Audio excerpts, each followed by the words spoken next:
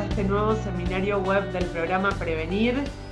Estamos muy contentos de continuar con este ciclo. Ya somos más de 220 personas conectadas desde todo el país. Bueno, como saben, mi nombre es Vanessa y los estoy acompañando en este ciclo de seminarios web que organiza la UART, la Unión de RTs. Y mientras voy presentándoles un poco de qué vamos a hablar hoy, les vamos a ir compartiendo los indicadores, ¿sí? Del sistema de riesgos del trabajo, que este año cumple 25 años, como saben, desde que se creó el sistema, que está integrado por 18 ARTs asociadas a la UART, y este programa también está coordinado por FISO desde lo técnico. Mientras yo sigo agradeciendo a las 35 instituciones que nos apoyan en este programa para dar a conocerlo y convocar, también los invito a que nos sigan en las redes sociales. Varios de ustedes siempre nos van compartiendo desde dónde están conectados, lo que les gusta de las presentaciones y demás, nos etiquetan, así nosotros lo vamos compartiendo y cada vez somos más. Bueno, estamos ahí con un tema, ahí se va reproduciendo la presentación para que todos podamos recordar cuáles son los puntos más importantes, sobre todo de lo que las ART vienen haciendo año tras año para la evolución del sistema de riesgos del trabajo. Bueno, como saben, estamos en un formato de seminario web en Zoom, sí, esto es interactivo. Hoy tenemos la suerte de contar con el doctor Horacio Bota Bernaus. Va a haber muchas preguntas que le van a poder hacer y muchas anécdotas que van a poder contar. Vamos a estar usando votaciones, que ya lo venimos usando, y también la funcionalidad de preguntas y respuestas, que la idea es que puedan compartirnos siempre desde lo oportuno, sin generar comentarios ofensivos, maliciosos, racistas, de género, o que atapen, difamen a una marca u organización. Así que bueno, la idea es poder hablar, intercambiar sobre las buenas prácticas seguras en el tránsito, que es un tema súper interesante, del cual Horacio nos va a estar hablando. Antes vamos a hacer, como siempre, recordar lo importante que es seguir cuidándonos del COVID. ¿Sí? La pandemia, aunque no está como antes, sigue estando y tenemos que seguir cuidándonos. Así que siendo ya casi 290 personas conectadas desde todo el país, que vamos viendo sus saludos desde cada punto de la Argentina, Mendoza, Buenos Aires, Viedma, Quilmes, Tucumán, Córdoba, Santiago del Estero, Misiones, todos los saludos después los vamos a ir respondiendo. Ahora vamos a compartir brevemente el video para continuar recordando lo importante que es cuidarnos.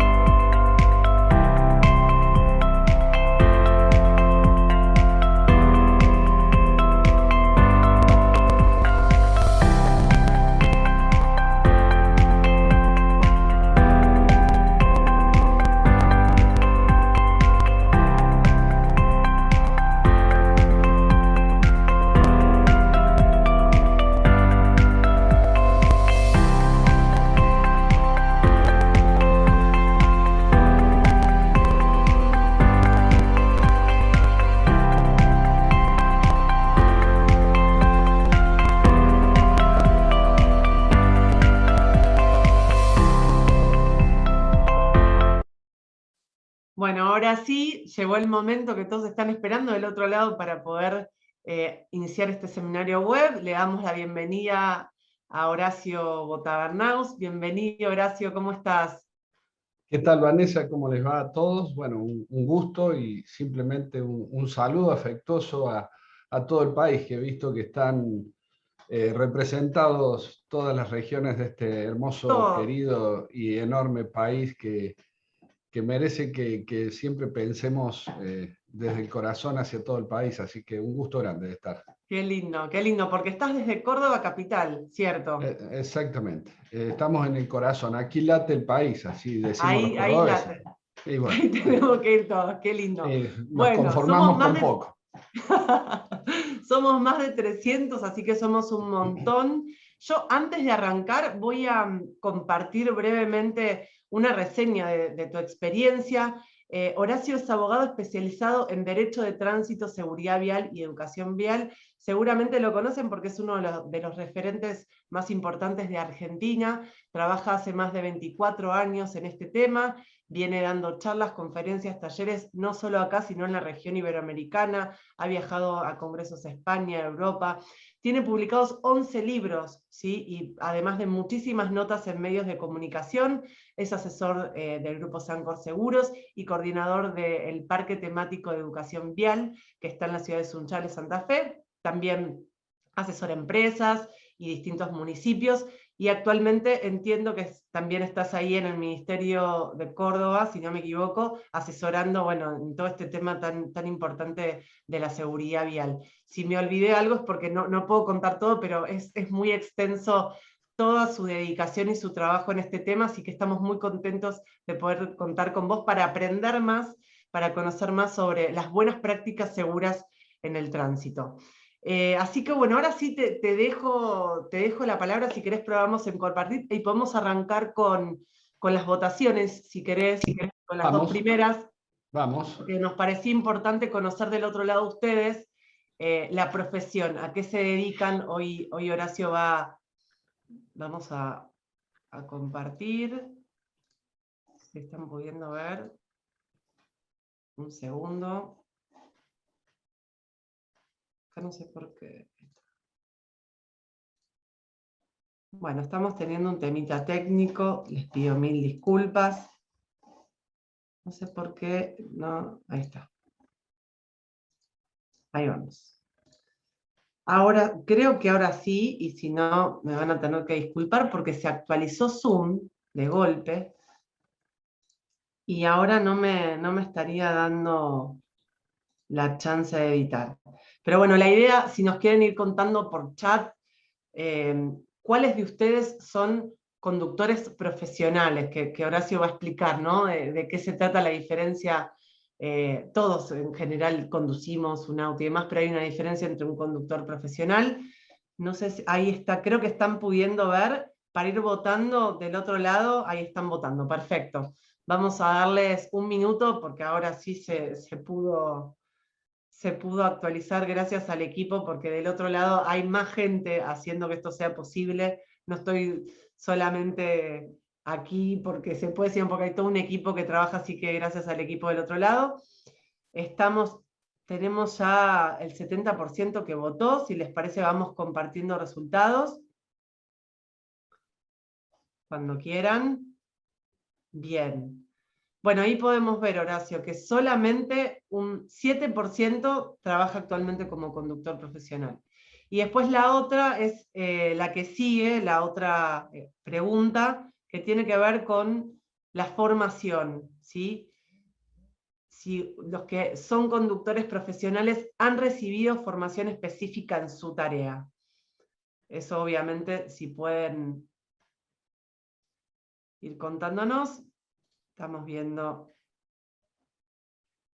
Puede ser que haya alguna ventana que esté tapando la visualización completa de la presentación, Horacio, ¿puede ser? Puede ser la votación, si no.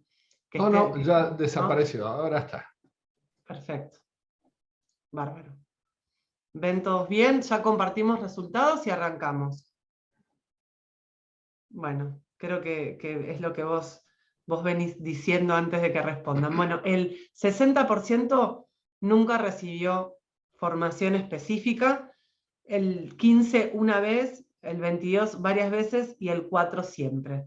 Así que con estos datos creo que claramente arrancamos un seminario que va a ser súper productivo para aprender y para seguir entendiendo de qué se trata todo esto. Bueno, gracias, bienvenido, estoy conectada para lo que necesites y arrancamos el primer bloque. Bueno, muy bien, gracias Vanessa. Yo siempre, cuando empecé a trabajar en seguridad vial, hace un poco más de los años que dijo Vanessa, tal vez tomó alguna referencia un poco antigua. Yo empecé a trabajar en el año 85. Cuando se me ocurrió empezar a trabajar en siniestralidad vial o accidentalidad vial, había muy poca información, casi diría escasa información. Recuerdo haber ido a una dependencia policial central y a preguntar si había estadísticas de accidentes de tránsito en la ciudad de Córdoba. Y después de convocarme 3 o 4 veces y mostrarme unos cuadros, me dijeron, en realidad no tenemos nada, esto lo hacemos como una forma de cumplir con la formalidad, valga la redundancia. Uno de los problemas que para mí tiene, después de 35 años de transitar en esta actividad, es justamente el déficit de formación. Hay déficit de formación en las universidades nacionales, vamos a empezar de arriba hacia abajo. Recién el año pasado, desde mi experiencia, la primera universidad que incorporó una materia que tiene que ver y enseña el derecho de tránsito se dio justamente en la Universidad Nacional de Córdoba, a través de una tecnicatura para fundamentalmente investigadores judiciales, de policía judicial, de gendarmería, de fuerza aérea, de toda la fuerza de seguridad, en donde hay una materia que se llama Práctica Profesionalizante 3, donde se me permitió una vieja aspiración, que es enseñar el derecho de tránsito con la mayor profundidad posible y luego enseñarles a los aspirantes a esta tecnicatura cómo se investiga un siniestro de tránsito. Fíjense ustedes, nosotros en Córdoba hace muchísimos años tenemos derecho de la navegación como materia obligatoria en la Universidad Nacional de Córdoba, que no es que no sea importante, pero no tenemos derecho de tránsito, siendo que los abogados, fundamentalmente, una de las primeras tareas que les toca en su práctica profesional es intervenir en siniestros viales. Tampoco hay formación en seguridad vial, en derecho de tránsito, a nivel del sector público. Tampoco en la formación específica para quienes les toca ser justamente el brazo más interesante que tiene la seguridad vial, que son las autoridades de tránsito. La formación es escasa, la confusión de cuál es el rol es muy importante. Tampoco existe a nivel de las empresas una preocupación porque sus conductores adquieran una formación que les permita alejar uno de los riesgos. Ya vamos a ver un dato, que vamos a ver pocos datos, pero vamos a ver un dato que muestra cuán importante es en cualquier actividad laboral de la Argentina. Entonces, justamente estas primeras preguntas era para, de alguna manera, ratificar lo que uno sabe, porque este país lo caminó antes de la pandemia, por supuesto, lo caminaba y podía ratificar estas cosas, pero que hoy, al empezar la charla, las quería ratificar. Es decir, nosotros por ahí veo que elaboramos programas de seguridad vial sin empezar por lo principal, que es la necesidad que el factor humano, que es uno de los 3 factores que intervienen en el desarrollo del tránsito. Tenemos el factor vial, el factor de la vía, perdón, el factor vial o factor de la vía, el factor mecánico o el vehículo y el factor humano. Ahora, desde 35 años en esto y de haber intervenido en la reconstrucción técnica y legal de más de 26.000 siniestros viales, les puedo asegurar que pensar mágicamente en hacer seguridad vial sin trabajar sobre el factor humano, casi que le diría que es un absurdo. Es imposible. Si nosotros solo pensamos en el control y la sanción como política de seguridad vial, no entendimos el fenómeno del tránsito, que el tránsito es una construcción social en donde el centro del problema y el centro de la solución empieza y termina en el factor humano. Me parece que esto es importante que lo sepamos. Si nosotros no mejoramos el factor humano, la siniestralidad vial va a seguir golpeándonos, ¿no? Y tenemos múltiples ejemplos, y no quisiera meterme en los negocios que además se han armado detrás de la seguridad vial, planteando magia en los controles, en los radares, en las actividades que tienen que ver con después finalmente una cuestión económica fuertemente arraigada y fuertemente generadora de conductas que no son las que esperamos en seguridad vial.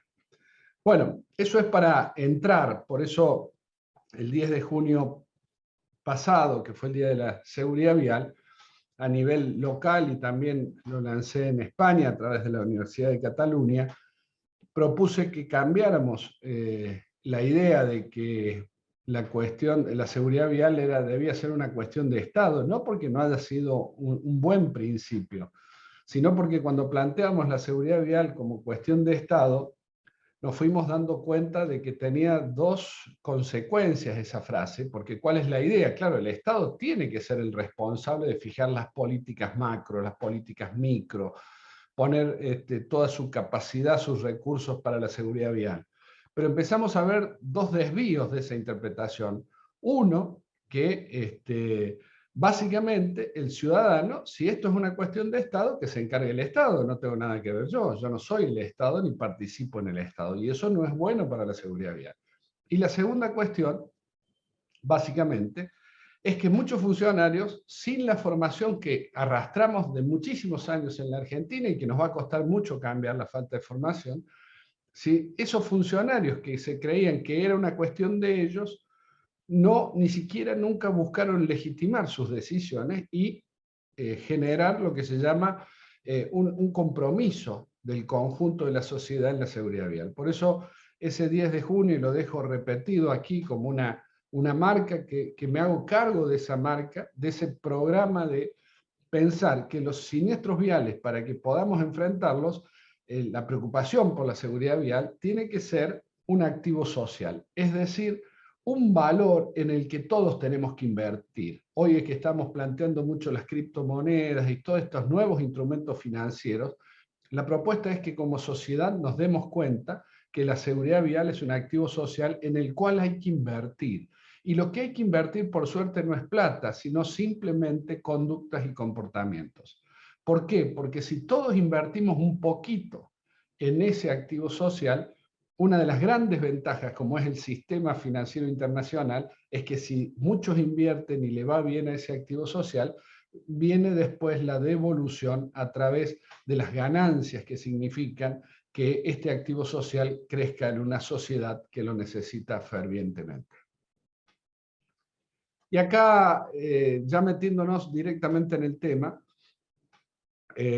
siempre diré, hasta que aparezca algo superador, que hace muchos años hubo un afiche, porque ni siquiera lo tengo en formato digital, se darán cuenta que es una fotografía, que me llamó mucho la atención, que me motivó, que la uso siempre porque creo que es fundamental entender, y tal vez desde mi rol de la educación, de tener casi 26 años de estado docente, puedo decir que es muy importante entender que la seguridad vial necesita los cambios de conductas, necesita los cambios de hábitos, necesita los cambios de valoraciones.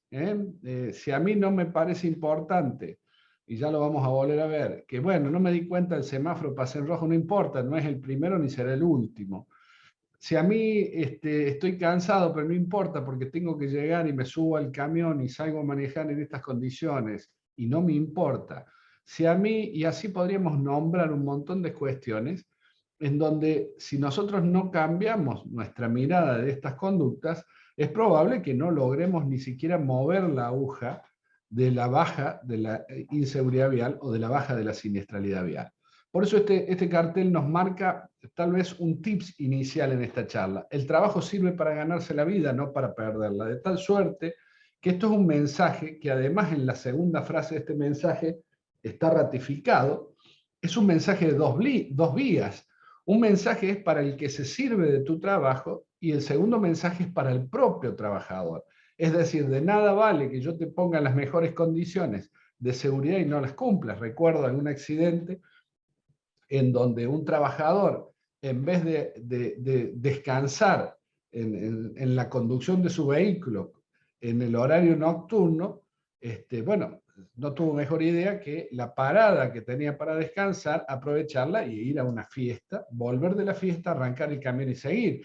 Si yo te doy el horario de descanso justamente para no poner en riesgo tu vida y tú no sabes valorarlo, y es más, lo violas ese descanso y terminas causando luego una tragedia, evidentemente estamos en un problema en donde no entendimos que no solo tiene que haber una actividad de formación, sino que tengo que entenderla. Y acá sí voy a favor muchas veces, discúlpenme, voy a favor muchas veces de los trabajadores, porque a veces los técnicos hacemos charlas tan complicadas, tan difíciles, tan poco entendibles, que al final no sé qué es la seguridad vial, porque no me han convencido que la seguridad vial es un valor a aspirar. ¿Y qué pasa? ¿Cuán grande es el problema de la siniestralidad vial? Y acá simplemente quiero repetir datos que teníamos hasta el 2019. 2020 es una gran incógnita, aunque los primeros datos que están saliendo del 2020 no son tan halagüeños. Algunos pensaban que con la pandemia se acababa la siniestralidad vial. En el 2020 decíamos allá por octubre y noviembre que teníamos una disminución importante de la siniestralidad vial, pero que no era compatible con la disminución de la movilidad o de los traslados en vía pública. Hablábamos de un 85% de restricciones en la movilidad y una disminución de un 50-55% de la accidentalidad y de la mortalidad. Fíjense que realmente era contradictorio. Y asimismo, el año pasado marcábamos de que esto estaba mandándonos un mensaje bastante complicado. ¿Cuál era el mensaje? Casi había desaparecido la circulación y seguimos teniendo muertos, aunque eran muchos menos que antes, pero que había muertos que no tendría que haber. ¿Y qué nos damos cuenta? De que habían bajado y desaparecido los controles, que se había vuelto un estado tolerante, es el famoso tema, déjalo que coma chocolate el nene, pues está muy enfermito, resfriadito y está bien, y si después le ataca el hígado, bueno, pero ahora, bueno, este tipo de cosas en la siniestralidad vial empezó a reflejarse en las estadísticas, y también dijimos hacia finales del año pasado que si no hacíamos algo para volver a la realidad, nos encontramos con una siniestralidad de fin de año y principio de año que fue terrible, muy fuerte, a pesar que todavía no se había recuperado el transporte en los niveles habituales, y eso hoy lo podemos decir, estamos teniendo una siniestralidad que es preocupante porque sigue estando muy restringido. No olviden que el transporte público está funcionando pero muy disminuido, que el transporte interprovincial es bajo, que los vuelos son menores. Bueno, hay un montón de cosas que hace que la movilidad haya disminuido y la siniestralidad está subiendo y está llegando a números que preocupan. Pero vamos a ubicarnos, ¿por qué nos preocupa la siniestralidad vial? Como un gran iceberg donde nosotros a veces solo manejamos algunos datos, 1.300.000 muertos al año, un dato claro, que hoy hablar que en la Argentina tenemos en un año y medio los muertos que tenemos y los infectados que tenemos y realmente por COVID, realmente pareciera que esto no es tan grave. Solo en Argentina hemos tenido 1 millón y más de 1 millón de personas enfermas por COVID. Estamos por los 4 o 5 millones, si mal no recuerdo. Pero hemos tenido muchísimos muertos que nos preocupan, más de 100.000 muertos por COVID en la Argentina. Claro, en la siniestralidad vial hablábamos de 6.000, 5.000, 7.000 a lo sumo, pero lo mismo, el COVID ha cambiado el mundo, por lo cual no es comparativa los datos del COVID con los datos de los siniestros viales. Entre 20 y 50 millones de lesionados, esto es lo que vemos en la siniestralidad vial previo al COVID, era lo que informaba la Organización Mundial de la Salud. Y no hablábamos, o se hablaba muy poco, de lo que hay debajo, 5 millones de discapacitados, entre 4 y 6 millones de víctimas indirectas, que son las familias que quedan damnificadas en forma directa e indirecta por la muerte o por la discapacidad de un ser querido a causa de un siniestro vial.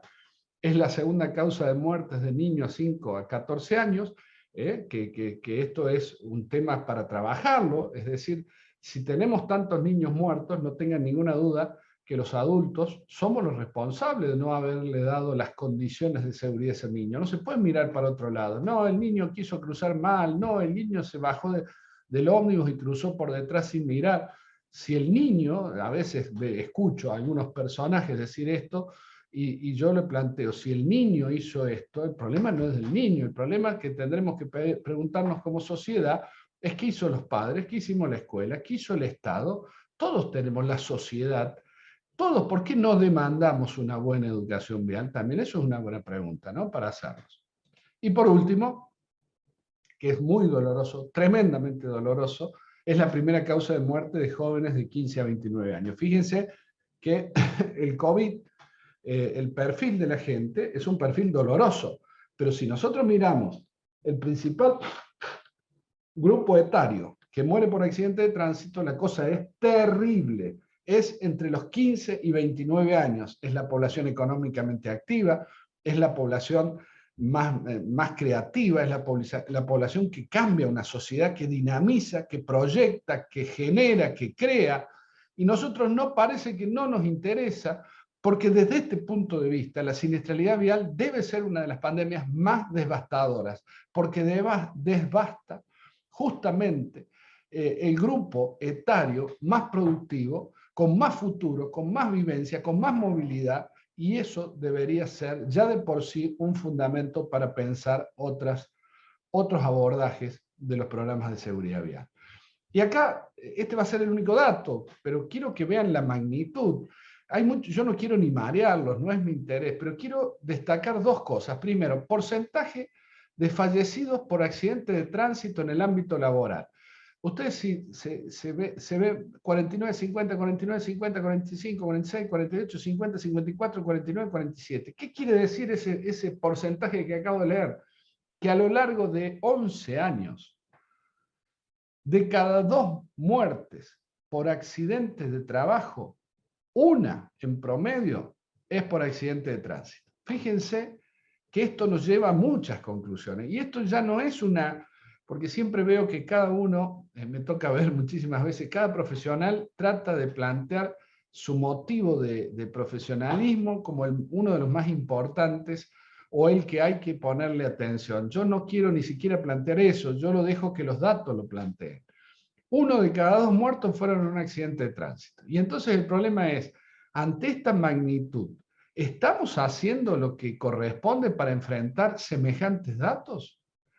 ¿Estamos entendiendo que este es un fenómeno que ni siquiera se agota en las actividades laborales? ¿Y por qué no se agota en las actividades laborales?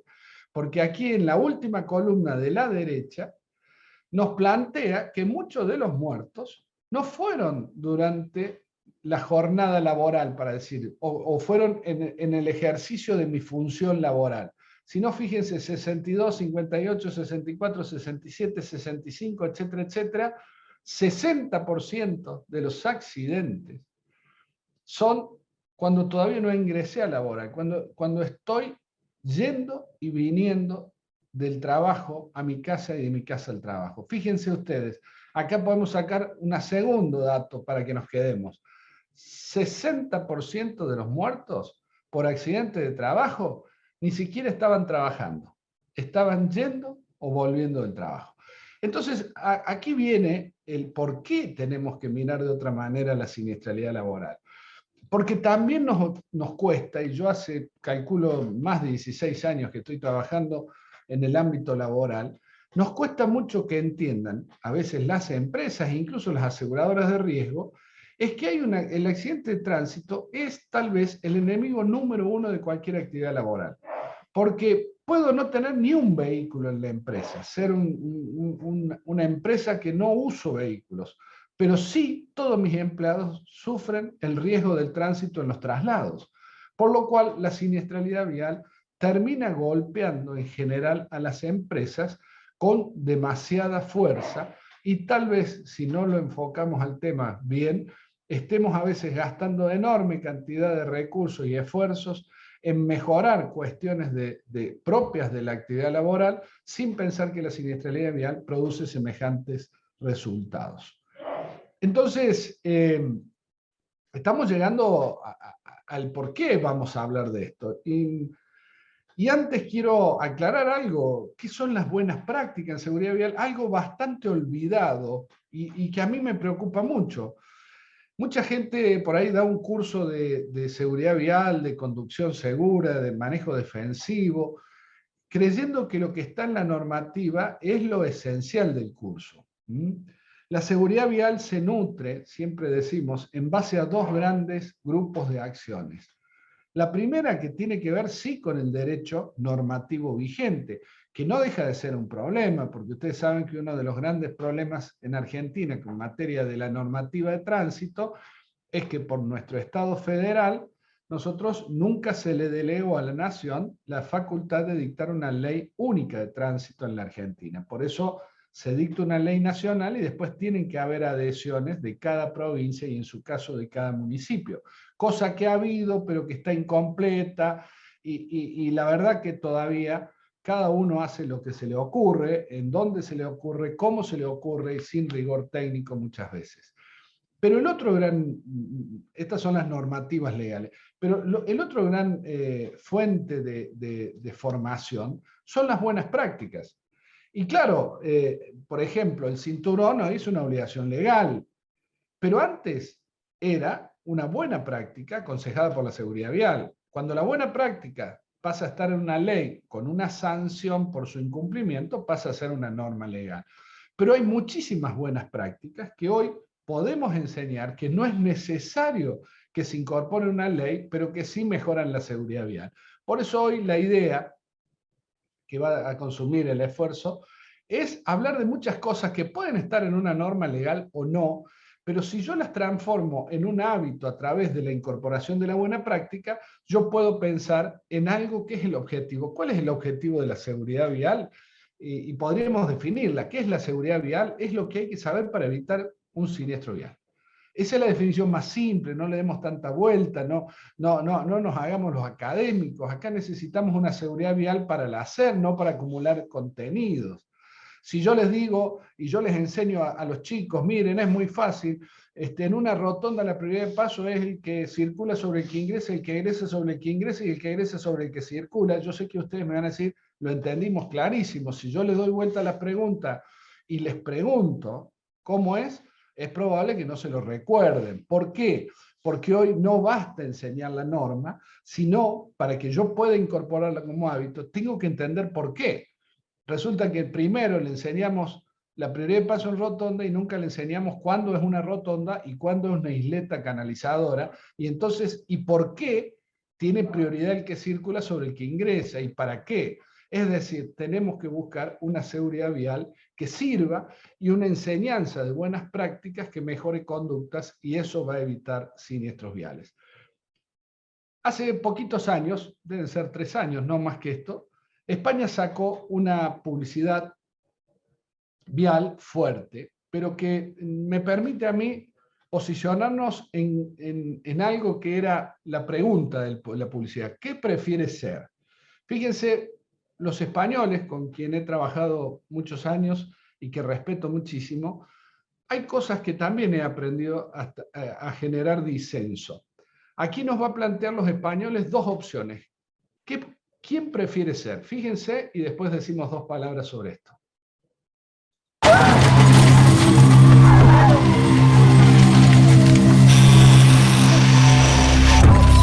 En un accidente de tráfico, ¿quién prefiere ser? ¿Quién vive o quién muere? Tu instinto elige sobrevivir. Pero veamos, tienes fractura de fémur, 2 costillas rotas y muchas contusiones. Tendrán que operarte, ponerte 2 pernos en el hueso y tomarás muchas medicinas para soportar el dolor. Un dolor que será más grande en el momento que descubras a un policía judicial a los pies de tu cama. Has matado a tu mejor amigo y también a un niño de 7 años que viajaba en otro coche. No puedes mirar a la cara a sus padres, no puedes reconstruir los pedazos, no puedes mirarte al espejo. Todo esto no te dejará dormir por las noches y te engancharás a los ansiolíticos. Ingresarás en prisión por homicidio imprudente. La cárcel es un lugar en el que no te imaginaste nunca. Tu mujer no podrá soportar la situación. Tu trabajo desaparecerá y te será difícil encontrar otro teniendo antecedentes penales. Así que piénsalo 2 veces antes de pisar el acelerador, tomarte esa copa o mirar el móvil. Dirección General de Tráfico, Ministerio del Interior, Gobierno de España. Un video que sacude, un video que, y ahí está mi disidencia, plantea 2 cosas. O sos el victimario o sos la víctima. Pareciera que ese es el camino, elegí victimario o elegí víctima. Yo personalmente creo, después de haber visto, vuelvo a decir, 26.000 siniestros viales con víctimas, lo sé por el número de carpetistas, todos los días, 18 años audité los caminos de acceso a Córdoba, que me llamaban en segundo lugar luego de la policía, para dictaminar qué pasó, cómo pasó y quién fue el responsable. les puedo asegurar que gran parte de la gente no puede hacer esta elección. La mayoría o termina siendo víctima o termina siendo victimario, y a veces no porque haya hecho algo mal. Ese es el primer error que plantea esto. Y el segundo error, que hay una tercera opción, que es previa a estas dos.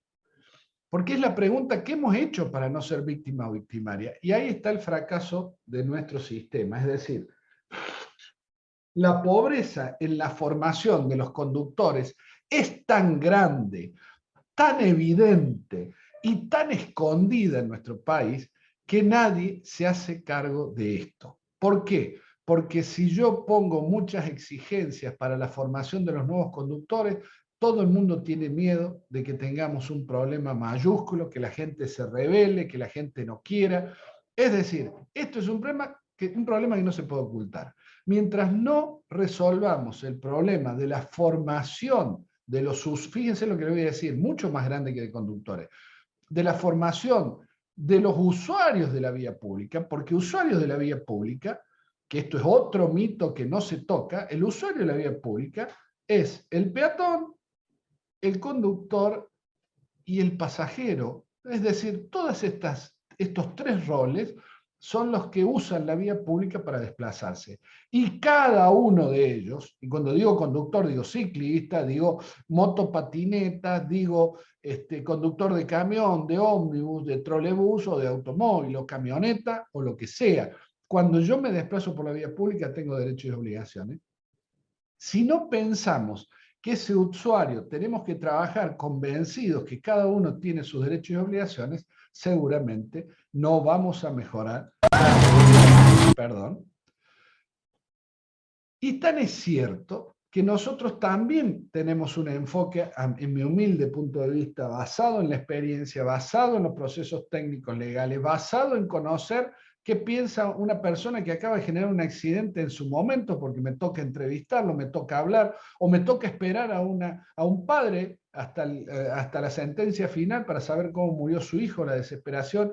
Es decir, hablo desde la convicción, la seguridad vial no nace de un repollo, nace de conocer profundamente esta realidad. Nosotros tenemos otro error en nuestra mirada de la seguridad vial, desde mi humilde opinión, es que nosotros miramos la tragedia desde el accidente para adelante. Y hoy lo que genera la necesidad es de pensar que yo tengo que mirar desde cuál fue la causa hasta el accidente. Es decir, se mira antes, porque si yo miro el resultado, mi única solución es aumentar las penas. ¿Por qué? Porque me da bronca que un tipo mate a otro que se cruzó en la calle. Está claro. Ahora, la sociedad tiene que mirar y decir, che, ¿qué aprendimos de este accidente? Y esto me lleva a uno de los pocos videos que he visto en el mercado. A mí me gusta ver muchísimo los videos porque a veces el video en pocos segundos me soluciona una explicación muy extensa. Hay un solo video que para mí refleja que el siniestro vial no es negocio para nadie, porque todos piensan simplemente en la víctima, que es terrible, que es lo irreparable. Pero pocas veces se pone el acento en el victimario. Victimario que no es un tipo... No es un criminal conocido que de paso agarró el auto y mató, que no tiene un frondoso prontuario delictivo, que a lo mejor es un gerente de una empresa, que es la secretaria de una empresa, el operario. Es decir, la mayoría de las veces, como siempre digo cuando termino de dictaminar un accidente, cuando termino de dictaminar un accidente y determino qué pasó, me surge una sensación interna que es justamente... La primera es que me podría haber pasado a mí en la mayoría de las veces. Y la segunda, que es la que me duele y la que me motiva a compartir con ustedes esta experiencia, es que se podría haber evitado. Pero ¿cómo cambia la vida de un sujeto olvidado, o mejor dicho, casi diría despreciado del siniestro vial, que es el victimario? ¿Ustedes creen que alguien después de matar se va a comer un asado o festejar? ¿Ustedes creen que el normal, habrá tipos perversos como en cualquier cosa que no le mueve nada, pero el normal de la gente que yo he visto, que después tiene que asumir una vida habiendo cegado, habiendo causado la muerte a otra persona, ¿ustedes creen que es una vida para admirar, para compartir, para criticar? Por eso este video también nos pone en justa medida para una conclusión que voy a dar después de este video.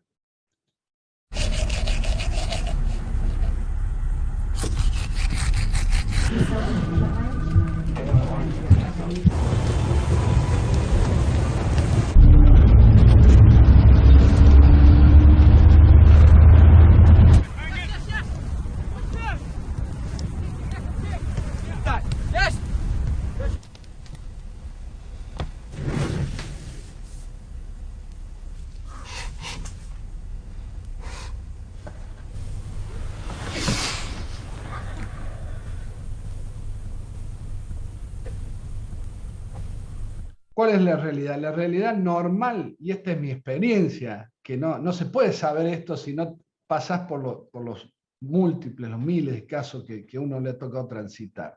Y esto no significa, por favor, que estoy diciendo que la justicia no tiene que aplicar su rigor para estos conductores. Eso está fuera de discusión, que necesitamos una justicia efectiva, una justicia rápida, una justicia que no olvide, una justicia que le brinde a la familia la posibilidad de elaborar el luto, y desde mi experiencia el luto se elabora a partir que la sentencia judicial dice cómo ocurrió el hecho y quién fue responsable. Eso cierra y permite elaborar el luto y superar esa pérdida que es tan terrible, si es que se puede superar.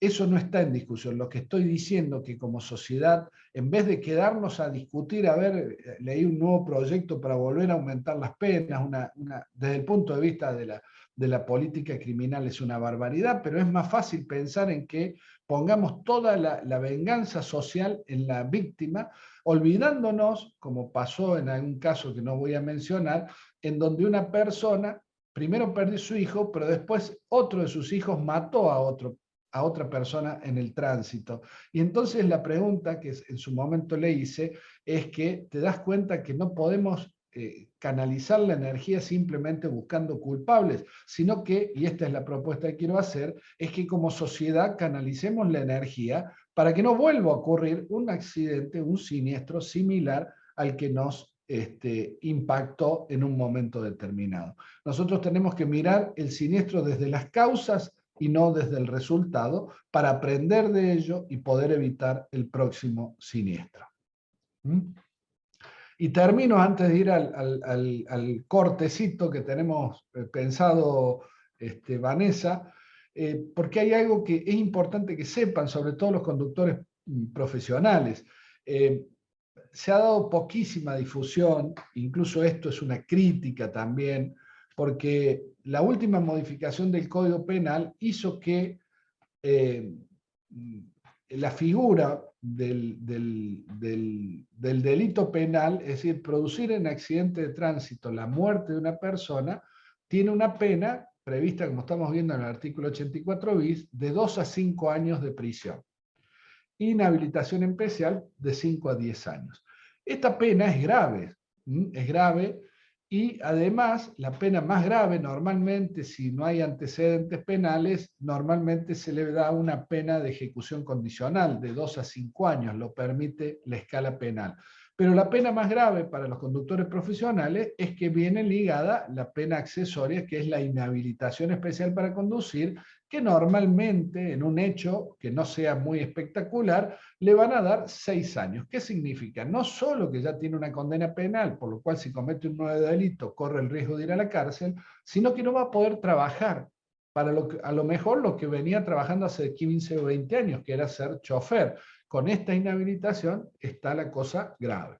Pero el problema, y esta es la última modificación que generó y que hace que los jueces tengan problemas para resolver, es que se creó hace poquito, más de 4 años, una figura aún más grave, una figura agravada. ¿Y qué dijo esta figura agravada? Generó que ciertas cuestiones en la característica del siniestro vial, ciertas actitudes o cosas probadas, iban a generar una pena superior de 3 a 6 años. Y cuando hablamos de una pena de 3 a 6 años, si a mí me imputan este delito, es probable que yo permanezca privado de mi libertad y que la condena sea efectiva. ¿Y cuáles son las cosas que agravan tan importantemente el delito de homicidio culposo? Tal vez muchas cosas que la gente no tiene idea, que es muy frecuente en los accidentes. Por ejemplo, la persona que atropella y se da la fuga. Que esto, a pesar de lo que diga a veces la sociedad, los periodistas, yo lo he visto en muchísimas situaciones. Hay momentos, el shock traumático que genera un accidente de tránsito, mucha gente no responde como quiere, sino como puede. Entonces, incorporaron esta figura que genera un problema. ¿Por qué? Porque claramente es lo más antisocial que hay, es atropellar a alguien y darse la fuga. Ahora, también hay que pensar que hay matices en estas situaciones y que a veces es algo natural que hacen las personas. A mí me ha tocado ver en un shock traumático de una persona en un siniestro vial, una persona que no se acuerda de su nombre, una persona que no para de reírse, una persona que no para de llorar. Eso se llama shock traumático, señores, y hay que saber entenderlo. No estoy hablando del tipo se da la fuga, hace desaparecer el auto, denuncia que se lo robaron, o todas estas cosas. Estoy hablando simplemente porque la figura solo pide que no intente socorrer a la víctima o se dé a la fuga del lugar, ¿no? Estas son cosas que hay que manejar con cuidado. Pero además agregan otra figura. Cuando tuviera una alcoholemia superior al doble, para hacerlo más fácil, el doble de la alcoholemia permitida. Eso estaría bien. O estuviese, y acá viene uno de los temas que no sabe el ciudadano común, ni siquiera el chofer profesional. Si el momento del accidente estuviera circulando a más de 30 kilómetros por encima de la máxima permitida. Es decir, por ejemplo, en una ruta convencional, yo voy a 80, tengo una velocidad máxima, por ejemplo, para un camión de 80 y voy a 111, perdón, a partir del 111. Si yo voy a esa velocidad y genero un siniestro vial, caigo en la figura agravada. Por favor, me gustaría si alguien sabía de esto. O, por ejemplo, vamos a ver esto, o, por ejemplo, estuviera inhabilitado, o, por ejemplo, pasar un semáforo en rojo, o circulares de contramano. ¿Qué estoy planteando en todo esto? Estoy planteando que hoy mucha gente, por ahí el semáforo no es tan importante porque estoy apurado, o por ahí, bueno, doblo media cuadra porque tengo que llegar a casa rápido, y si yo ejecutando esa acción, que es normal, genero un accidente, normal digo, en nuestras prácticas, y se produce la muerte de alguien, debo saber que corro con el riesgo de ser condenado a una figura agravada que me puede llevar de 3 a 6 años de prisión efectiva a la cárcel.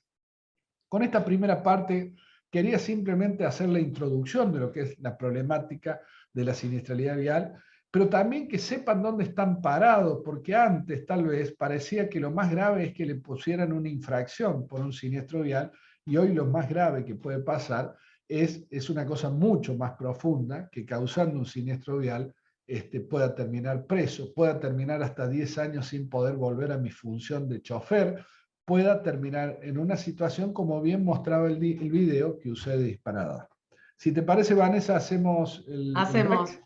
Dale, perfecto. Vamos a compartir la pausa activa. La verdad es que es fuerte lo que contás, es como muy fuerte y creo que la mayoría manejamos y estamos en la vía pública, ¿no? Vamos, venimos con el auto y no sé si somos tan conscientes cada vez que nos subimos al volante de todo esto. Digo, no es para tener miedo, pero sí para tener conciencia de las velocidades, de cualquier, o sea, cualquier cosita que nos parezca chiquita puede tener un impacto muchísimo más grande de lo que parece. Y lo que vos decís, Vanessa, tiene una razón de ser. Yo no trato de enseñar para que tengan miedo, sino ¿por qué? Porque al entender el problema, entonces ya ahora empiezo a decir, bueno, voy a poner la velocidad crucero y la voy a poner a velocidad máxima. Che, sé que hay semáforo, voy con otra atención. Es decir, porque además, cuando yo entiendo el problema y digo, che, es importante que yo me comporte de esta manera, al repetir el comportamiento, se vuelve lo que pedimos, lo que hacemos seguridad vial, en un automatismo. Si yo me acostumbro a ponerme el cinturón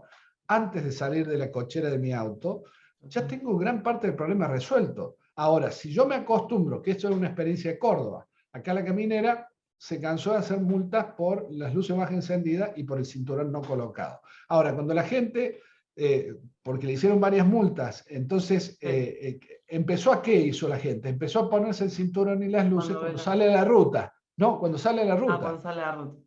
Exacto. Y entonces, más de una vez, como no es un hábito que se transforma, que es lo aconsejable, es que yo me ponga el cinturón antes de mover el auto.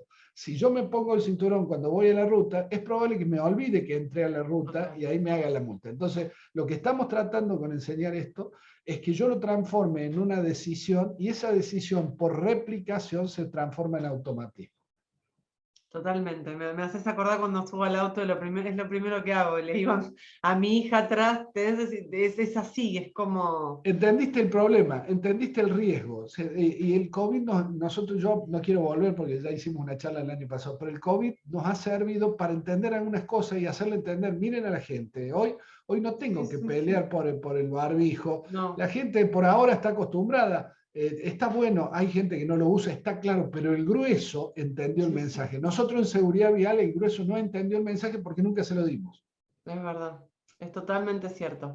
Bueno, vamos a continuar. Tenemos ahora la pausa activa de 3-4 minutos casi y continuamos con esta charla muy interesante y la verdad que siempre aprendiendo cosas nuevas sobre estos temas. Así que vamos compartiendo.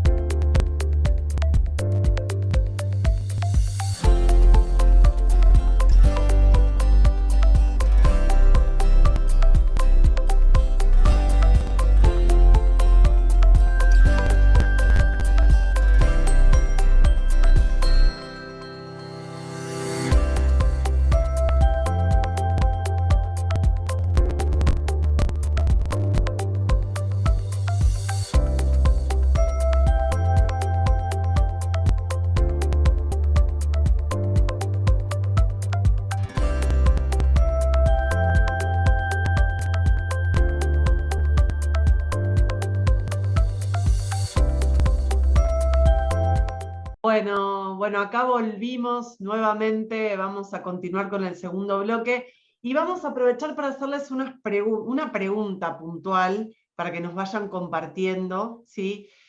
Conocer qué experiencias tuvieron específicamente en relación a accidentes de tránsito, si nos quieren compartir alguna pregunta que tengan en relación a los riesgos. ¿Era algo así lo que queríamos preguntar o dije otra cosa? Queríamos que nos compartan accidentes, porque en el momento lo dije y ya me confundí. No, muy simple. Queríamos que escribieran qué cosa le preocupa más cuando salen a manejar, qué riesgo. Eso. Es una pregunta muy cortita, muy cortita. Era simple, que no, eso. Horacio es el que sabe. ¿Qué es lo que nos preocupa salimos a manejar? Eso, ¿no? Si esa es la clave.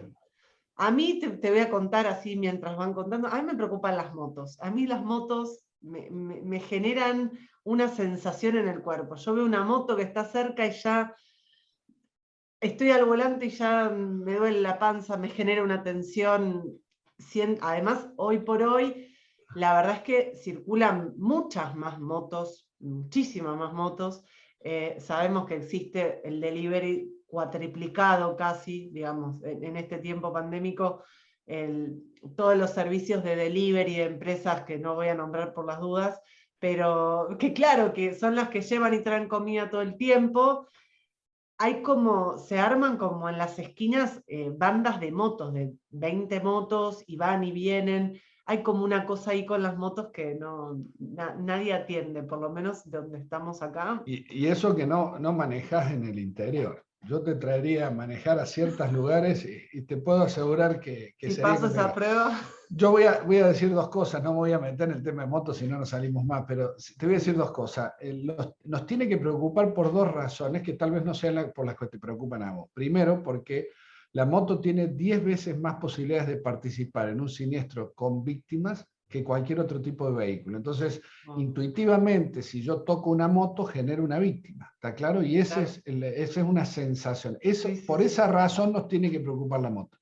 Y la segunda razón por la cual nos tiene que preocupar la moto, que los motociclistas en Argentina han aprendido a conducir igual que nosotros, los automovilistas. Entonces, si nosotros no somos buenos, no tenemos formación, somos improvisados, la moto, que tiene 10 veces más posibilidad de tener un siniestro, tiene la misma formación, viene de la misma formación. Y a eso se agrega que esa falta de formación, el otro día leía en una X jurisdicción, que no voy a decir, decía un manual de motos. Era un manual donde sacaba los artículos de la moto, pero no explicaba cuáles son los factores de riesgo de la moto, no explicaba cuáles son las situaciones negativas de la moto, no explicaba qué hacemos con la moto en condiciones atmosféricas adversas, no explicaba bueno, tantas cosas, porque en realidad los que terminan haciendo por ahí seguridad vial no tienen la formación que deberían tener y la visión de lo que hace falta enseñar. Es decir, si yo voy a hacer un curso para enseñarles solo las normas de tránsito, que las lean. Claro, si yo voy a repetir, te doy otro ejemplo, voy a repetir las normas de tránsito sin llevarlas a un lenguaje simple. Mira, cuento esta anécdota cortita. Nosotros hacemos hace muchos años una experiencia para los jóvenes.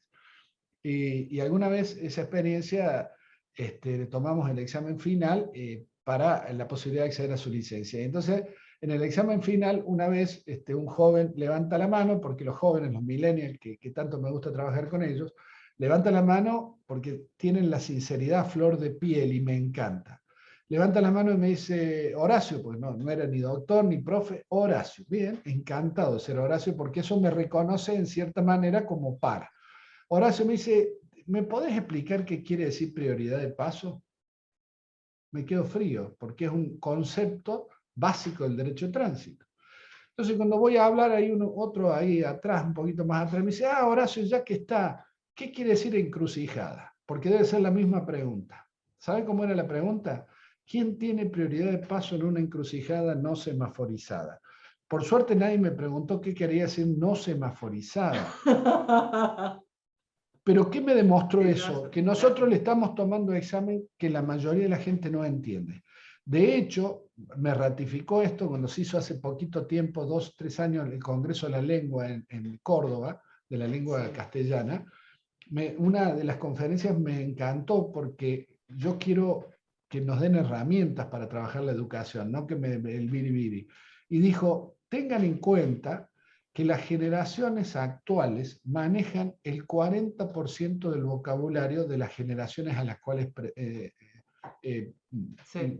somos nosotros, incorporamos, somos nosotros. Claro. Entonces, ¿qué significa? Bueno, que la mayoría, a partir de ahí, lo que hice, y estoy haciendo ahora un apoyo, un librillo de apoyo para los exámenes de conducir, estoy incorporando y traduciendo toda esa enorme, la mayoría de las palabras del derecho de tránsito que hoy se enseñan, no saben qué carajo, perdónenme la palabra, qué significa. Entonces, le enseñamos a memorizar la prioridad de paso y el chico dice, ¿qué es la...? Pero yo te daría palabras, los chicos no conocen vehículo precedente, ¿qué es rodado? Doctor, ¿qué es rodado?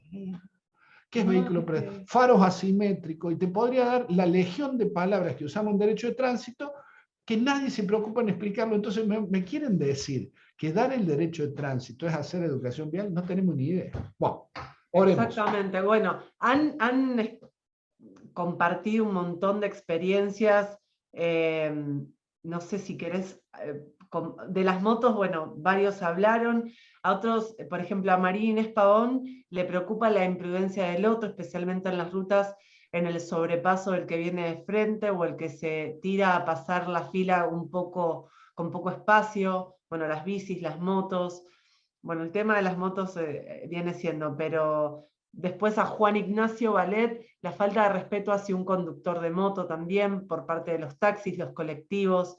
Él maneja motos hace muchos años y por imprudencia de un auto que pudo conducir y leer un mensaje, sufrió un accidente y el conductor mintió en su denuncia de tránsito, perdió su moto, que es su capital. No se puede tomar las motos como un prejuicio de mal manejo, el problema es quién maneja, no el vehículo. Mucha gente bueno, qué bueno que leímos a Juan Ignacio, porque es cierto lo que dice. Yo cuando dije motos no lo dije, sino desde el lugar de que uno ya tiene una imagen, ¿no? De eso. Bueno, las bicis me pasa lo mismo, quizás los veo más vulnerables o van a otra velocidad, pero me pasa lo mismo. O sea, viene una bicicleta y yo digo que maneje bien. No porque, digo, uno está al volante, la responsabilidad es de las dos partes, no de una o de otra, pero es cierto, digo, hay esto de los tamaños, ¿no? En el tránsito, los colectivos, los cambios, vos vas en una... Te vas a meter, hay como una cosa ahí. Como dice no se meta al monte cuando no ha salido la luna, Vanessa, digo. Yo cuando tocaste el tema de las motos sabía que venía esto, porque es un problema. Yo sabía, el tema de las motos es un problema que además yo no quiero mediar, porque ninguna de las dos partes tienen razón en hacer un prejuicio de la otra. ¿Y de dónde me paro para decir que ninguna puede decir, che, los motociclistas son todos irresponsables? Y no, los conductores no nos respetan a los motociclistas. Es decir, todos tienen parte de la verdad, pero yo le voy a dar mi posición y sobre todo, como siempre le digo a los jóvenes cuando dicen, pero hay otra persona que dice otra cosa. Bueno, está bien, yo siempre le digo a los jóvenes, ustedes busquen los fundamentos.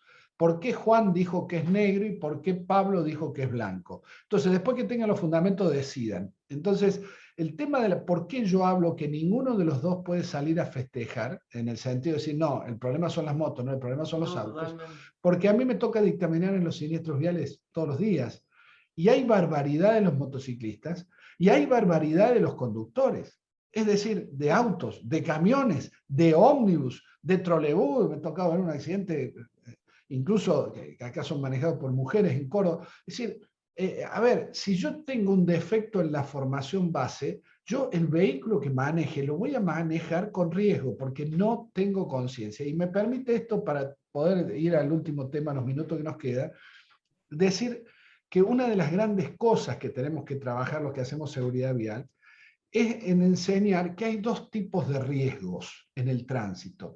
Están los riesgos objetivos y los riesgos subjetivos. Son dos riesgos, esto tampoco se enseña y es muy importante enseñarlo, y ya les voy a contar con dos tragedias en Córdoba. ¿Cuáles son los riesgos subjetivos? Son los riesgos que tienen que ver con mi historia, con mi cultura.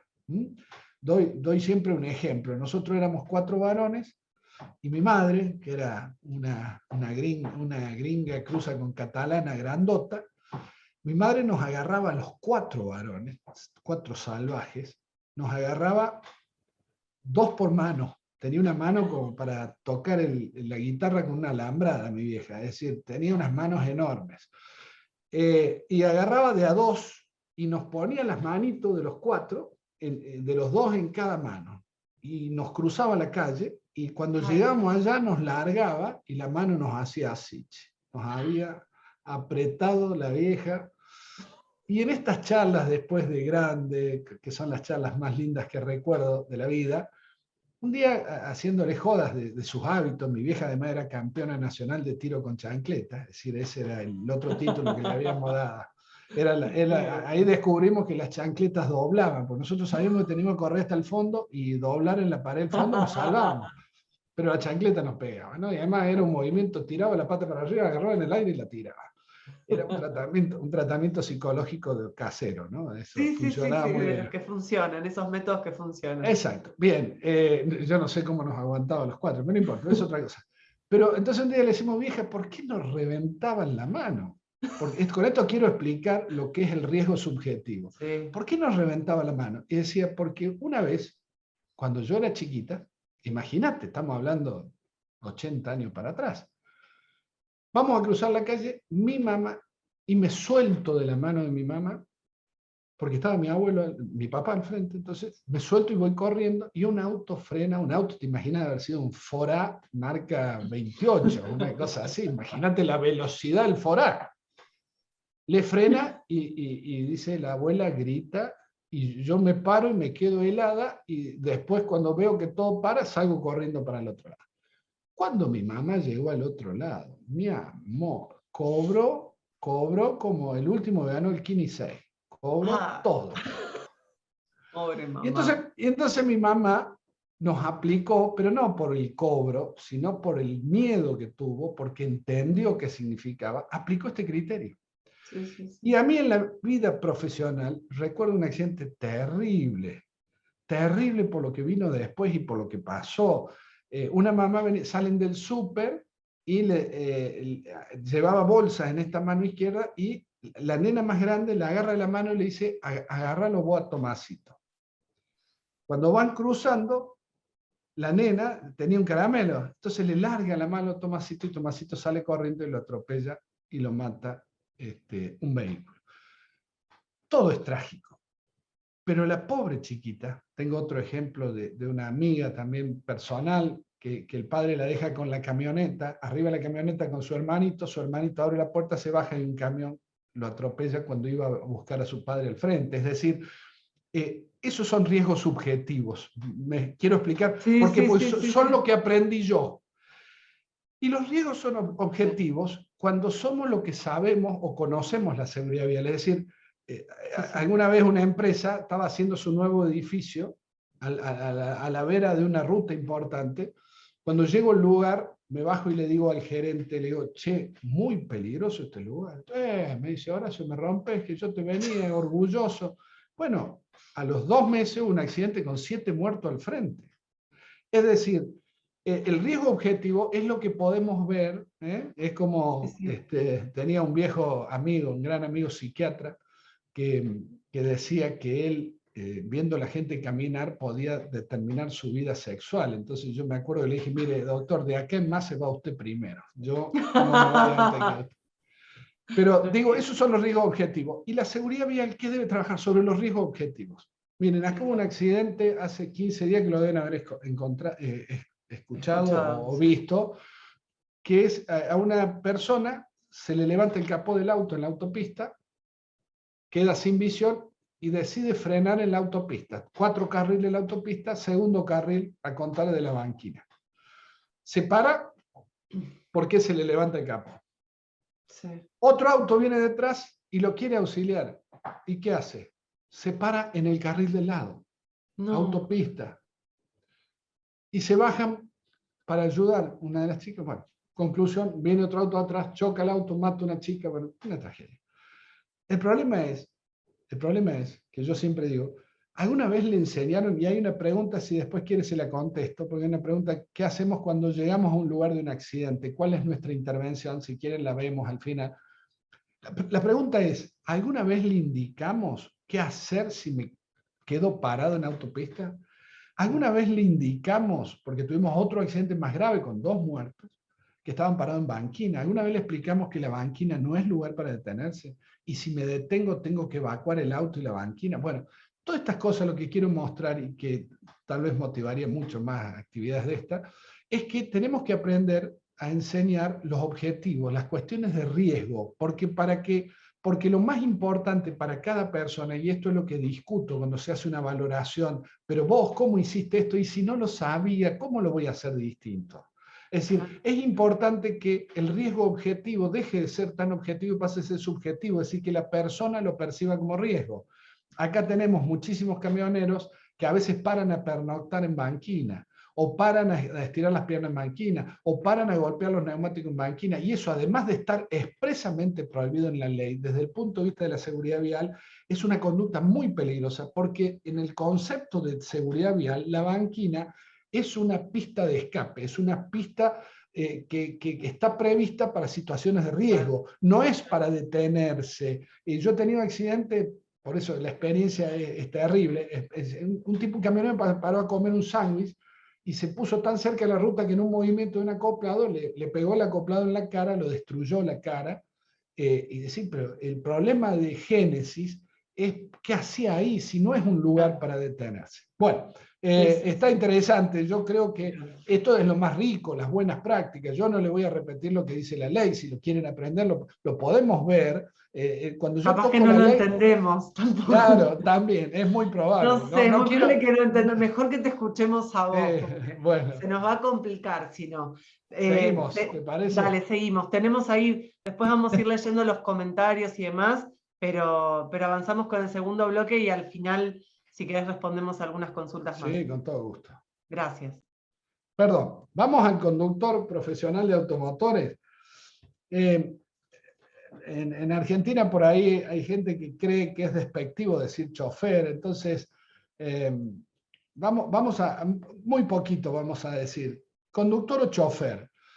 Para la legislación argentina es conductor profesional, es decir, son aquellas personas que han obtenido licencia de conducir tipo C, D y E. Ese sería el conductor profesional, que además tiene un requisito, haber obtenido una licencia anterior, clase B, que es la de automóvil particular o camioneta, pero mucho no nos dice más que en el sentido de que es un conductor que tiene que tramitar una licencia especial. En el caso del chofer, que viene de una palabra francesa más o menos como chauffeur, que era la persona que cargaba el carbón en las máquinas a vapor, el ferrocarril a vapor, es la persona cuya profesión es la de ser conductor recibiendo a cambio un salario. Ese sería técnicamente lo más correcto, en vez de profesional, porque la idea de conductor profesional crea una imagen que no es la que normalmente corresponde. El conductor profesional parecía que fuera un tipo que juega en la NBA, o que es un tipo que tiene, la verdad, unas condiciones tan fabulosas, que a lo mejor las tiene, pero el problema es que no es lo habitual que tenga una formación tan especial de conductor profesional. Por eso creo que la forma más adecuada es chofer, es decir, si yo manejo a cambio de un salario un vehículo en forma habitual, claramente estaría dentro de esta definición de chofer según mi visión particular. Y acá vamos a ver los últimos minutos de la charla, ¿no? Chofer o conductor profesional es la persona que está a cargo de un vehículo automotor y que lo conduce respetando las normas de tránsito vigentes y las buenas prácticas sugeridas por la seguridad vial. Acá integramos los dos conceptos.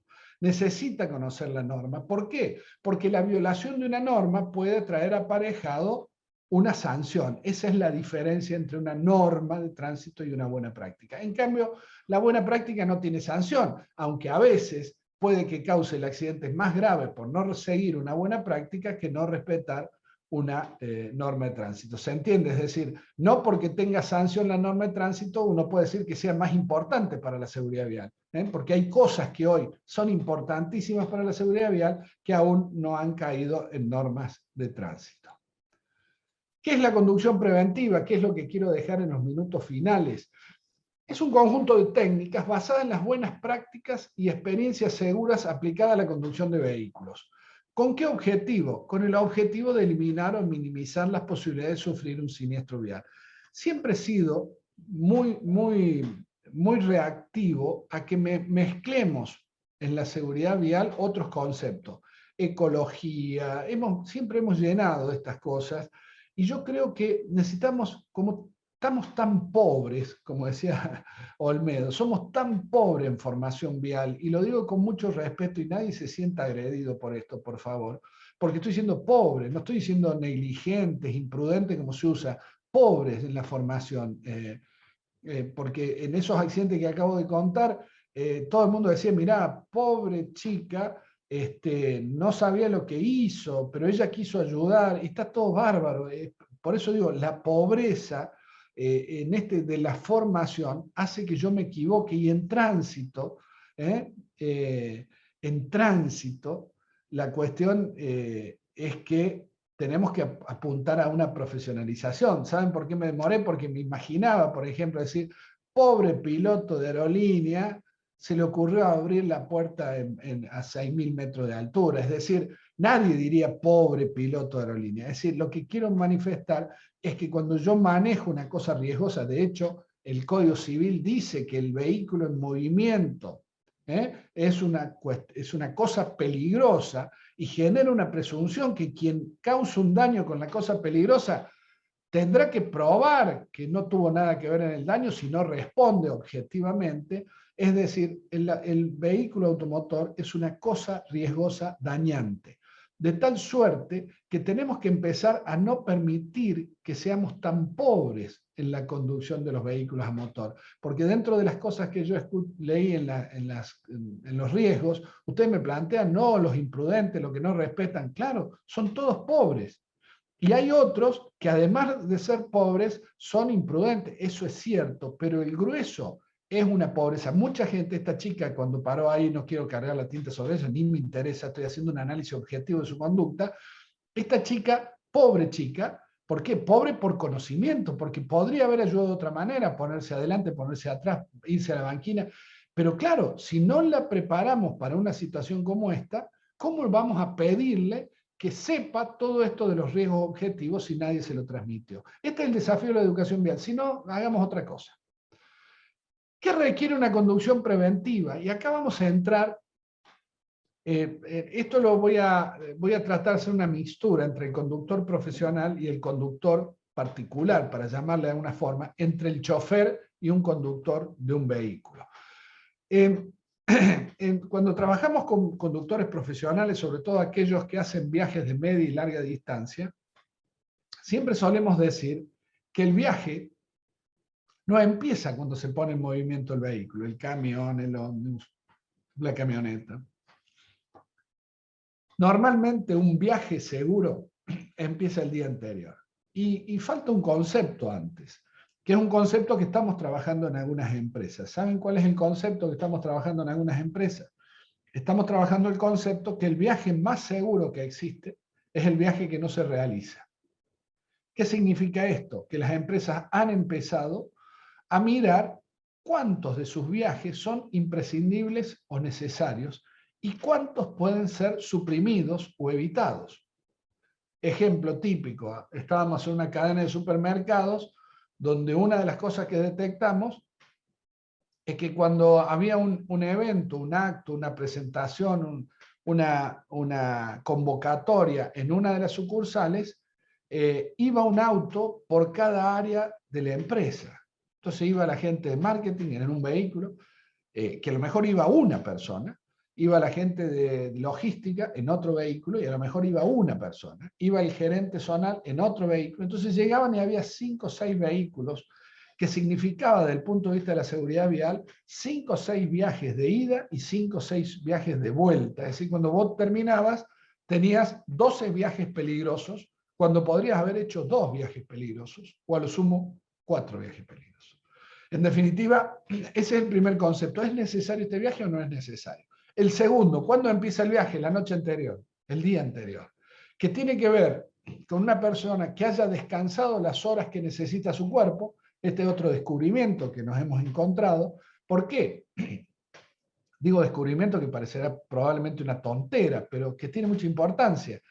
No todas las personas necesitan las mismas horas de descanso. Entonces empezamos a descubrir que no podemos pedirle, che, descanse 8 horas y el tipo duerme 5.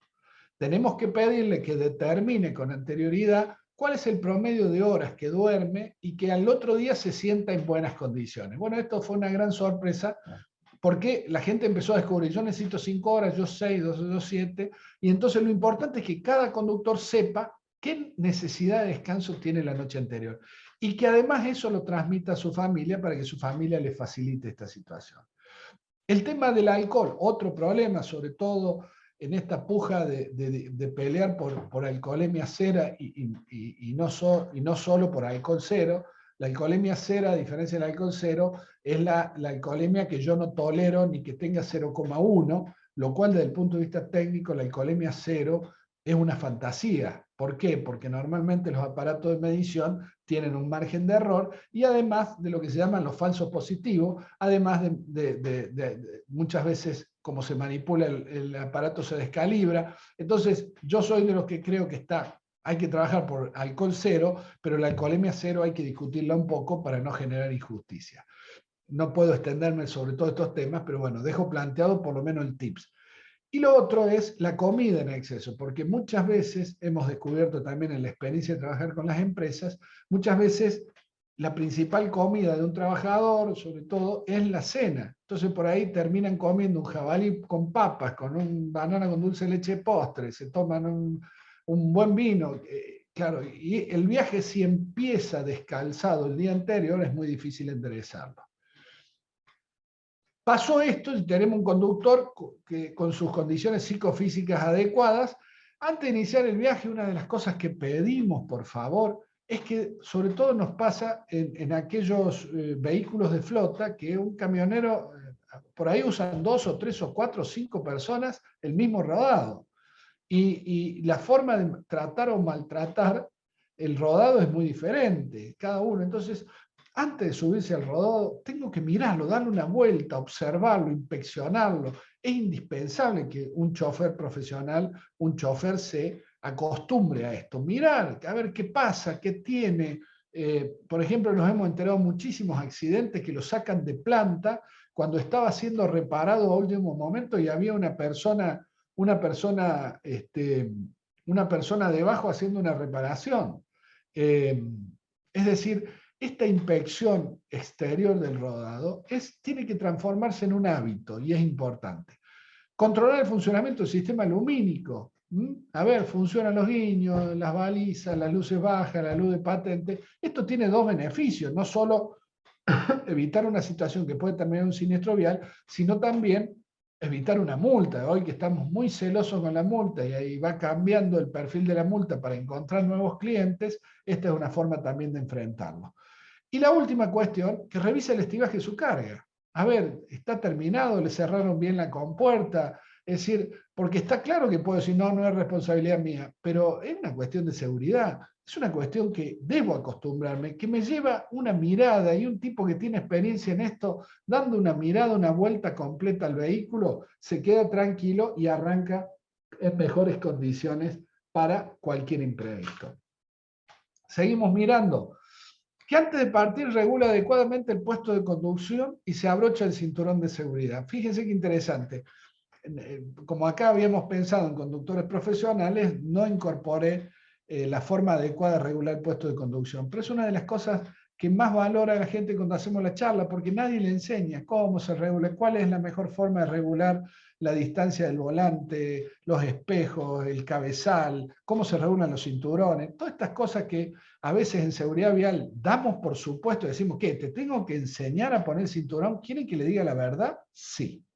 Es muy probable que les tenga que enseñar a gran parte de las personas que participan acá. Es muy importante. Y esa buena, el otro día tuvimos un accidente. Miren, porque la práctica es lo que me ratifica. A mí por eso cuando me preguntan, ¿y cómo sabe usted, doctor? Miren, el otro día tuvimos un accidente, una persona que iba en el asiento trasero, tiene un accidente fuerte y las lesiones la tiene en abdomen. Resulta que el cinturón propiamente dicho, en vez de tenerlo tomando los puntos de sujeción de la pelvis, lo tenía en el medio del abdomen. Fue tan violenta la frenada y el impacto que el cinturón le dañó órganos internos. Tuvieron que sacarle parte del hígado, el vaso, riñón, una parte de intestino. ¿Por qué? Porque el cinturón puesto en la zona blanda, con semejante energía de desaceleración, el cuerpo de la persona, que era importante, un peso importante, lo que hizo el cinturón es no cumplir por estar mal colocado con su objetivo, que era evitar lesiones graves de los ocupantes. Por eso, y salvó de casualidad, pero quedó con una discapacidad fenomenal, porque hizo estragos el cinturón metiéndose dentro de los órganos blandos, ¿no? Al iniciar, encienda las luces bajas del rodado. Claramente, inicio, prendo las luces, a otra cosa y me olvido el problema, y no los apago hasta que llego a destino final. Que durante el viaje, ¿qué nos plantea? Que durante el viaje debo conducir atento. La atención implica entender que mi fuente de información, porque yo voy hacia adelante, yo necesito ver cuanto más rápido posible, mejor, cuáles son los posibles obstáculos que puedo tener hacia adelante. Por eso yo siempre digo que hagan de cuenta que el parabrisas es la gran pantalla del televisor. Es decir, yo tengo que mirar el televisor la mayor parte del tiempo si quiero ver la película y no perderme de detalles. En el tránsito, y debo evitar todas las acciones que distraigan, todas las acciones posibles que distraigan. No utilizar el celular, no me voy a meter en esto, si no, no salimos más. No utilizar el celular en ninguna de sus formas, ni siquiera, si uno pudiera decir qué es lo que aconsejo, ponerlo en la guantera, apagarlo. ¿Por qué? Porque hemos tenido accidentes simplemente tratando de identificar quién mandó el WhatsApp que está recibiendo, ni siquiera tratando de abrirlo. Sacar la vista en una dinámica y con una velocidad de la circulación genera un riesgo enorme. No tomar mate ni manipular GPS. Casi el mate... Hace poco discutí en una empresa porque me decía, sí, doctor, lo del celular está bien esto, pero el mate no lo podemos prohibir. Ahí he visto que hay muchos amigos de Misiones, de la Municipalidad de Misiones, les mando un saludo. A ver, no se puede tomar mate, muchacha, digo, no le busquemos. No, pero acá en el Chaco, en Corrientes, en Misiones. No, a mí también me encanta el mate, pero yo tengo que darte esta orden. No podés manipular el mate, y no es una cuestión de sectarismo, ni nada. Es una cuestión de que todo lo que me haga sacar, no solo, fíjense que estamos teniendo problemas, hay camioneros, choferes de camión, que no solo toman mate, sino que se lo ceban, y esto no es biribiri, esto es lo que está pasando. Y nos tenemos que acostumbrar a dar mensajes coherentes sobre esto, ¿no? Seguimos tratando de no robar muchos minutos más. Que respeta durante su trayecto las indicaciones de las autoridades, las normas legales y señales de tránsito. Bueno, esta es una cosa interesantísima. La próxima vez, Vanessa, vamos a poner 3 o 4 señales y vamos a preguntar que nos digan qué significan. Si nosotros tenemos un déficit importante de conocimiento sobre normas de tránsito, bueno, las señales, y además con muchos estados que colocan señales, las que les parecen. Yo recuerdo de una ciudad, que no voy a decir el nombre, si no, no me van a dejar entrar, estábamos haciendo un relevamiento de señalización vial, una ciudad capital del interior, y en un momento llegó una señal que era una mezcla del Partenón griego con un iglú de Groenlandia. Entonces lo empecé a ver en distintos lugares. Entonces al director de tránsito le pregunto, dígame, ¿qué significa esta señal? Pues no sé qué significa. Ah, me dice, significa escuela. ¿De dónde sacan que un iglú cruza con Partenón griego? No, lo que pasa es que le gusta el que nos hace las señales. Ya le hemos dicho que la cambian, me dice, pero no, pero él quiere que sea esta. Ah, listo, bueno, fantástico. Entonces puede ser que no se le ocurra otra cosa después con otra señal. Es decir, hay mucha gente que cree que yo puedo poner la señal que se me ocurre. La señal es un lenguaje uniforme que no solamente debe ser igual en todos los lugares de la Argentina, porque así está en el anexo L de la Ley Nacional de Tránsito, sino que tengo que ponerlo en los lugares que corresponde, a la altura que corresponde, en el tamaño que corresponde y en la disposición e inclinación que corresponde. Claro, estoy volviendo loco al mundo, pero esto que debería ser lo más fácil es lo más difícil. Si yo quiero que sepan las señales, pero resulta que cada autoridad termina por ahí haciendo las señales que quiere, estamos en un lío bárbaro. Que cumple puntualmente con los tiempos de conducción y descanso. Esto es clave, esto es el ABC de la seguridad vial del chofer. Y esto no lo hemos desarrollado. Nos hemos encontrado con empresas que nos costó mucho que el chofer entendiera que este sistema era en beneficio de él. Era el conductor que decía, no, pero si yo no paro, llego media hora antes. Claro, pero si no paras, vas a llegar media hora antes o no vas a llegar más, porque la tensión natural del ser humano disminuye a medida que se repiten los mismos actos.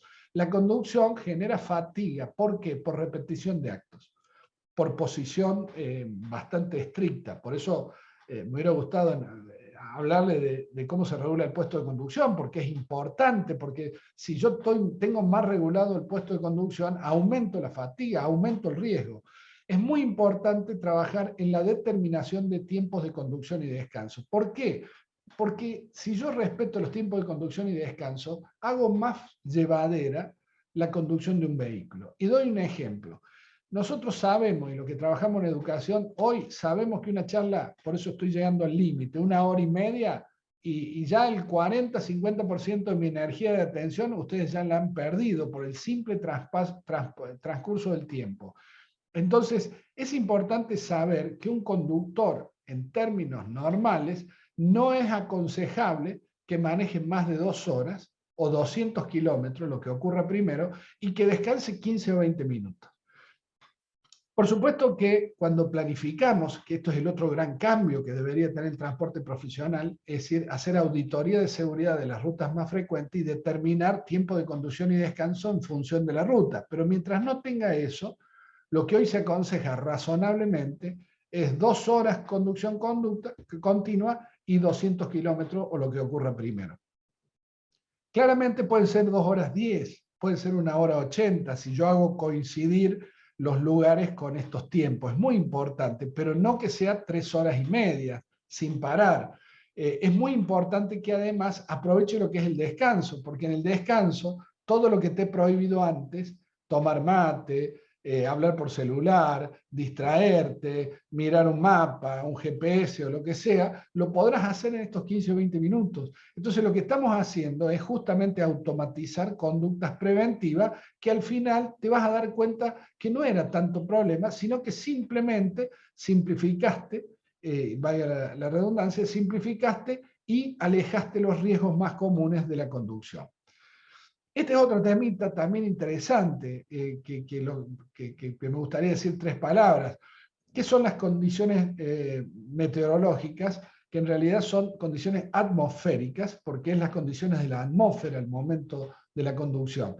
Y de visibilidad adversa. ¿Qué es la primera regla? Si yo puedo no circular mientras duren estas condiciones, esta es la regla clave. Si yo tengo la facultad de decir, no, yo puedo parar y esperar 1 hora que se levante la niebla, el Consejo de Seguridad es listo, hacelo. Hacelo. Si de pronto entras en un banco de niebla, ¿qué tengo que hacer? Reducir la velocidad. Sí, pero nadie me dice reducir la velocidad, ¿qué significa? Y significa básicamente bajar la velocidad hasta el mínimo legal. Aunque no está dicho en ningún lado, esto te lo digo, pero he visto muchos choques en cadena, en ruta por neblina, donde el conductor me decía, yo reduje la velocidad. ¿Y a cuánto venía? Y en la autopista venía a 130. ¿Y a cuánto redujiste? Y yo lo reduje a 100. Entonces, ¿él cumplió con la velocidad reducida? Sí.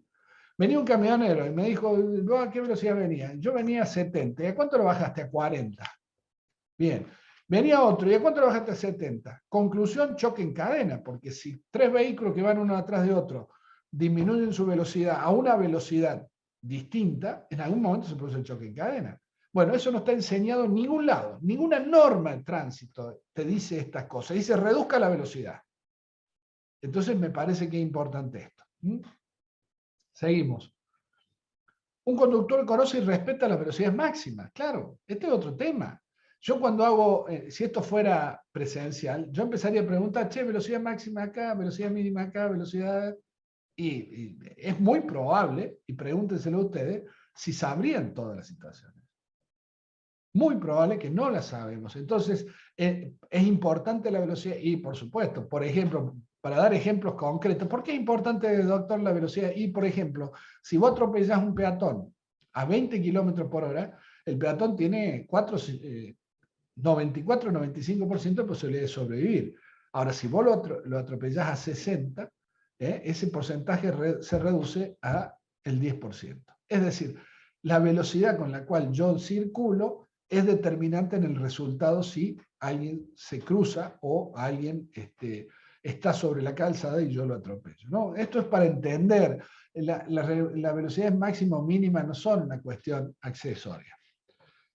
El tema de los sobrepasos, este es otro tema que alguien planteó también como preocupación. El tema de los sobrepasos es un tema interesantísimo. Por supuesto que el sobrepaso en condiciones meteorológicas adversas es totalmente desaconsejable, pero también en condiciones normales es muy importante tener en claro una cuestión que se usa mucho, una técnica que se llama RCM, que significa retrovisor, señal o maniobra, que significa una secuencia. Primero tengo que mirar, después tengo que avisar y después, recién puedo ejecutar la maniobra.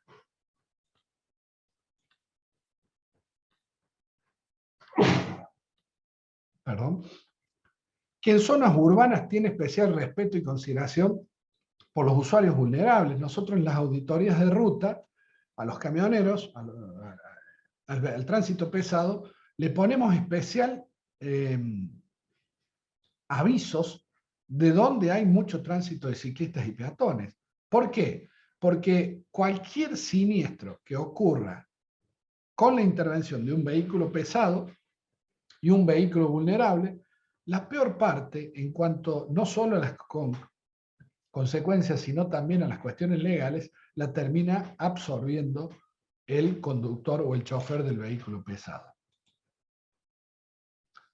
Esta es una técnica también dentro de esto de las buenas prácticas, es decir, hay que trabajar mucho en un conductor que maneja muchas horas, tiende a encantar su vista, como decimos nosotros. ¿Qué significa encantar su vista? Se queda la vista, la mirada fija hacia el punto más lejano, que es lo normal. Quien va manejando un vehículo trata de ver el punto más lejano que le resulte importante, y no gira su cabeza mirando a los laterales. Una forma de interrumpir la fatiga o de demorar la fatiga es acostumbrarse a mirar no solo adelante, sino mirar a los costados, mirar los espejos con alguna periodicidad, porque eso genera y evita que me quede mirando solo un punto de información cuando pueden aparecer circunstancias de riesgo en distintos puntos del parabrisas de mi campo visual. Y lo último lo penúltimo es que ante cualquier cambio de carril, es decir, el tránsito es seguro mientras todos vamos en el mismo sentido y en forma paralela. ¿Qué pasa cuando se produce lo que se llama la situación de conflicto? Cuando se cruzan intersecciones.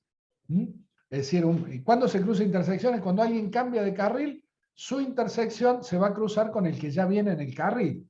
Cuando yo giro, mi intersección, mi trayectoria se corta con el de la trayectoria de la vía a la cual pretendo ingresar. Es decir, siempre que cambio de carril, me adelanto o giro o me voy a detener o entro a un predio cerrado, un estacionamiento, se produce cruce de trayectorias. Y ahí aparece la regla RSM. Es decir, primero tengo que mirar si la puedo hacer la maniobra, mirar adelante, atrás, a los costados. Después que descubro que lo puedo hacer, que no hay señalización que prohíba o no hay riesgo, viene lo segundo, que es avisar. Entonces aviso, y acá lo voy a hacer casi infantil. Poner el guiño no es poner el guiño y ejecutar la maniobra. Poner el guiño es esperar tic-tac, tic-tac, tic-tac, 3 veces por lo menos, porque si no, no estoy avisando. Estoy diciendo ejecuto la maniobra. La señal debe ser previa y finalmente recién ejecutar la maniobra. Y como último, y para cerrar, un principio del derecho de tránsito que le damos jerarquía de convivencia, que siempre es el conductor el que maneja en situación defensiva, prioriza la vida propia y ajena por encima de cualquier valor, riesgo o circunstancia. ¿Qué significa esto? Que si una persona está terminando de cruzar y el semáforo se me puso en verde, por más que tenga el derecho de pasar, no puedo poner en riesgo a ese peatón. Eso significa que si tengo un ciclista delante mío y lo tengo que pasar con el camión, priorizar la vida significa no esto otro de la ingeniería, 1,5 metros para el ciclista. No, yo lo paso en ruta como si fuera un camión y me voy al carril contrario, porque de esa manera le doy todas las condiciones de seguridad y estoy priorizando la vida de esta persona y evitándome, además de esto que es muy bueno, evitándome que si algo pasa cuando yo lo estoy pasando, mi vehículo va a estar muy lejos del ciclista y por lo tanto no tendré que responder civil o penalmente. Vane, estamos en tiempo, hasta aquí llegamos. Si abrimos algo para el cierre, no tengo problema. Un par de preguntas espectacular. La verdad que hay un montón de preguntas. Yo te mandé algunas si querés responder filtrada por WhatsApp. Hay un montón de comentarios positivos, de agradecimiento, de de tu presentación, de lo que nos enseñás en relación a cuestiones que uno a veces las da por sentadas, ¿no? Como que dice algo que no está entendiendo sobre lo que dice, pero supone que lo entiende, y después cuando lo tiene que, ¿no? En la realidad del ejercicio de la práctica, bueno, nada, nos pasan cosas que se nos van de las manos, por decirlo de alguna manera, y esto es este ejercicio de poder reflexionar, entender y sobre todo poder anticiparnos, ¿no? Porque todo lo que nos mostrás es... Esa es la seguridad vial. Varias para responder. Una persona que no quiero olvidarme del accidente. ¿Qué pasa si yo llego a un accidente? No soy parte. Bueno, primera cuestión. Y esto no lo vas a leer en ningún lado. Es la experiencia de tantos años. Yo llegaba a veces a los 15 minutos del accidente, es decir, con los heridos, con los muertos, con la ambulancia, con los bomberos, con toda esa cosa. Primera cuestión. Si yo llego a un lugar y hay gente, y yo no soy médico, no soy ningún... Es decir, no agregar problemas al tránsito y continuar. Es decir, la solidaridad es cuando vos ves un cuerpo en el medio de la ruta, no hay nadie, bueno, puedo entender que ahí sí te detenga. Ahora, si yo voy pasando y hay 2, 3, 4 autos, yo la verdad que aconsejo, salvo que sea médico, vuelvo a decir, o salvo que pueda hacer algo diferente del resto. Ahora, si yo no tengo ningún conocimiento, yo aconsejo no parar, porque cuando yo me detengo en este lugar complejo, pongo en riesgo, empiezo a estar en riesgo yo. Bien. Entonces, supongamos, vamos descartando, como para, es una forma, a mí me gustan mucho los protocolos, entonces con cosas simples, es decir, no puedo ayudar, no aporto nada, sigo. Segundo, si aporto, veo que hace falta, o soy médico, tengo curso de primeros auxilios y creo que puedo ayudar. Bien, primera cuestión, uno debería enseñar ya una buena práctica, que se compren un chaleco reflectante y lo pongan dobladito en la guantera o en el buche del auto, al costado, como le llamen, o los sobres. Es decir, yo cuando me quedo en ruta por cualquier motivo, antes de bajarme me pongo un chaleco. Pongo el auto en lugar seguro, siempre el lugar seguro no es antes del accidente, salvo que haya, por ejemplo, que esto sí es una buena práctica, haya una persona tirada, un vehículo tirado con personas adentro y yo lo pueda poner y no haya nadie antes, lo pueda poner antes como un resguardo y prendo las balizas y claramente para avisar, siempre dejo el auto en la ruta en la medida que contribuya a algo. Ahora, si no, el auto lo tengo que poner pasando el accidente, alejado y en un lugar seguro. Y después, ¿qué es lo primero que hago? Mirar qué es lo que pasa para si voy a hacer una llamada de auxilio, identificar, a ver cuántas víctimas, cuántos autos, qué es lo que veo, tratar de ubicarme dónde estoy. ¿Por qué? Porque el llamado al servicio de emergencia para que pueda llegar dentro de lo que se llama la hora dorada, necesita información que le voy a tener que dar en la llamada. Es decir, mientras más demore en darle la información, más demora el auxilio. Entonces voy a decir, mire, es el kilómetro 800 o es en la ruta tal kilómetro, al frente de la fábrica tal, hay 2 autos, yo veo 3 lesionados, hay riesgo de incendio, punto. Con eso, entonces normalmente le van a decir al operador, ese es tu teléfono, yo cualquier cosa lo vuelvo a llamar para ubicar los servicios de emergencia. Terminé con eso, que es lo importante. Y siempre digo que hay que intervenir en la medida de mis conocimientos.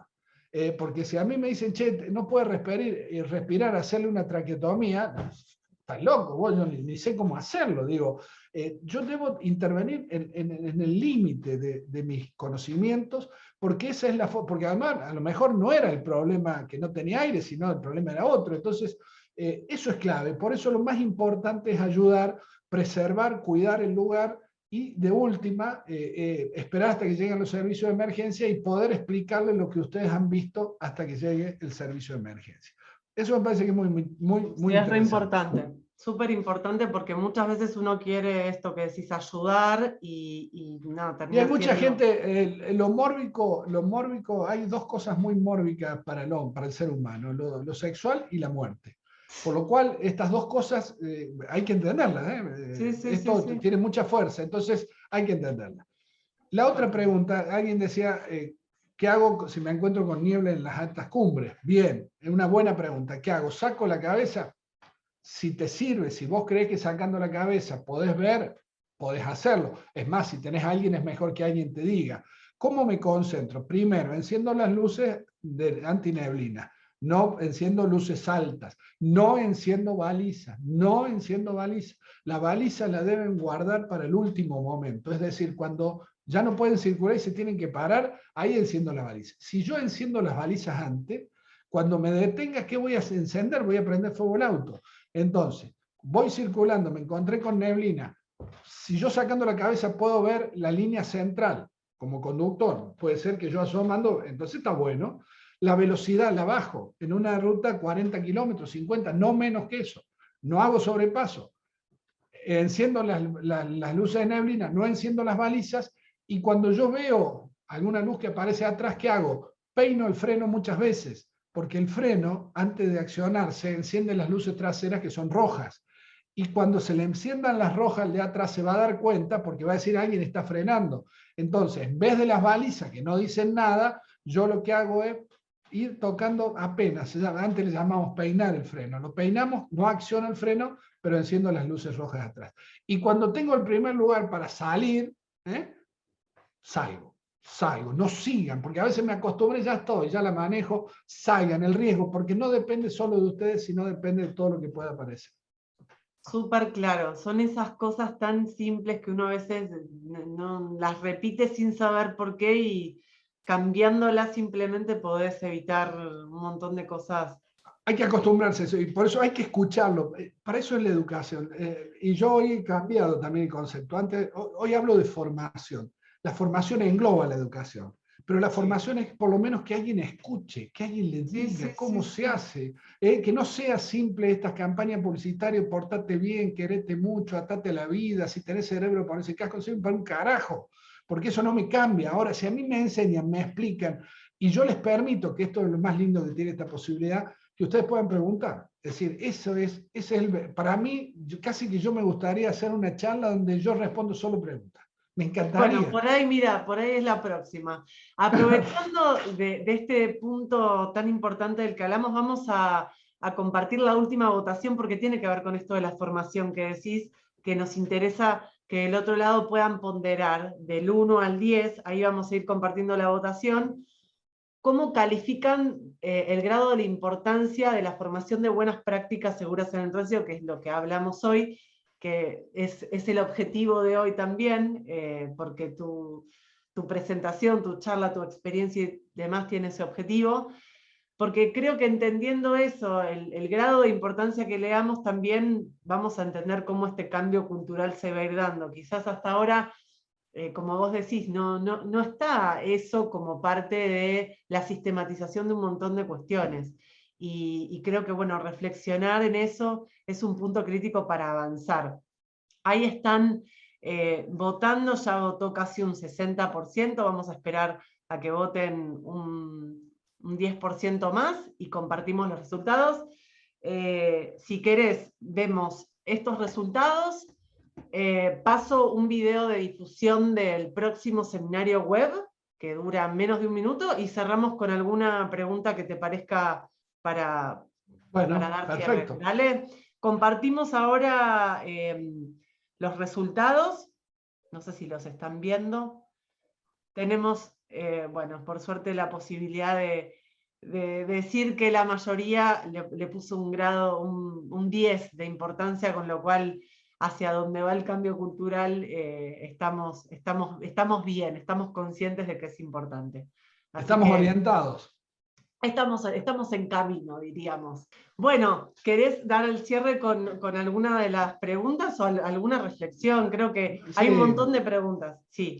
Sí, muchas cosas. Hay preguntas que, por ejemplo, conducir con el barbijo genera un cansancio, es cierto. Hay por disminución a veces del nivel de oxigenación, el que más sufre es nuestro cerebro, con menos oxígeno, de tal suerte que es probable, por lo cual hay que adaptar también esa situación a las proyecciones o la planificación de un viaje. Alguien preguntó, nosotros tenemos un espacio en Cadena 3 Argentina los lunes a las 2:30, porque preguntaba por qué no hacíamos algo en algún medio. Bueno, no es por falta de ganas, a veces porque los medios por ahí hay mucha gente que no entiende que esto sea importante, y yo no puedo cambiar eso, pero sí en Cadena 3 los días lunes tenemos un espacio al mediodía, tipo 2:30, 1, en donde justamente cada día hablamos algo de esto, ¿no? De las buenas prácticas, de las cosas importantes, y sobre todo con la idea de que la gente aprenda. Yo quiero que se lleve de cada charla, de cada momento, 1, 2, 3 tips, porque esto de la seguridad vial hoy son tips.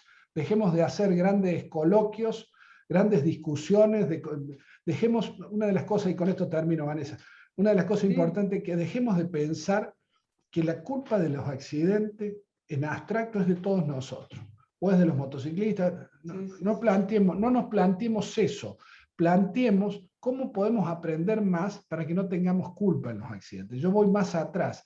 Esto es muy fácil decir, y que siempre nos sale, no, la culpa del Estado. Por eso dije, cambie esto, que el Estado es el único que debe encargarse de la seguridad vial. Y también le cargué a la sociedad, es decir, deja de pedirle al Estado, porque cuando el Estado te pide, por ejemplo, que hagas un examen más serio, empieza a poner problemas. Entonces vos decís que es del Estado, pero cuando el Estado quiere cambiar, entonces lo resolvamos como esto, ¿no? En definitiva, esto es un activo social, construyámoslo, no nos dejemos que nos hagan lo que quieran, que nos muestren que lo más importante es recaudar miles de millones de pesos en infracciones sin gastar un centavo en la educación. Es decir, eso es inaceptable, es la simplificación, pero se lo hemos simplificado nosotros, porque nosotros como sociedad le seguimos diciendo, no, sean más duros castigando. ¿Y qué descubrieron? Que detrás de la dureza había plata. Entonces nosotros tenemos que decir, está bien, yo no digo que no haya que hacer infracciones. Ahora, que esta no sea la única respuesta, que no sea el único esfuerzo, y que nos hagan creer que con más radares, más policías, más infracciones, menos... que no hay que... ¿Cuál es el problema? Que no vamos a respetar los derechos personales. Se llevan puestos los derechos individuales con esta... Si nosotros le decimos que más sanción es lo que está bueno, nos estamos equivocando. La sanción adecuada a la conducta inadecuada, en tiempo y forma, previo a un proceso de educación, es la única que vale para pensar una mejor seguridad vial. Un abrazo enorme a mucha gente que he leído. Me encantó ese cierre. Gracias, Horacio. Un gusto trabajar con vos. Te admiro, te admiramos todos. Me encanta que podamos compartir y aprender de este tema tan puntual. Les agradecemos a todos los que se conectaron durante estas 2 horas de charla. Desde todo el país tuvimos gente de toda la Argentina, creo que gente también de Venezuela, de Uruguay. Vi que había conectados también de otros países, así que les agradecemos haber participado. Como saben, todo esto hace sentido si ustedes están del otro lado, porque esa es la idea. Así que gracias. Los esperamos la próxima semana en el próximo seminario web. Gracias, Horacio, un abrazo enorme y la seguimos. Un abrazo. Gracias a todos, un cariño a todos. Gracias.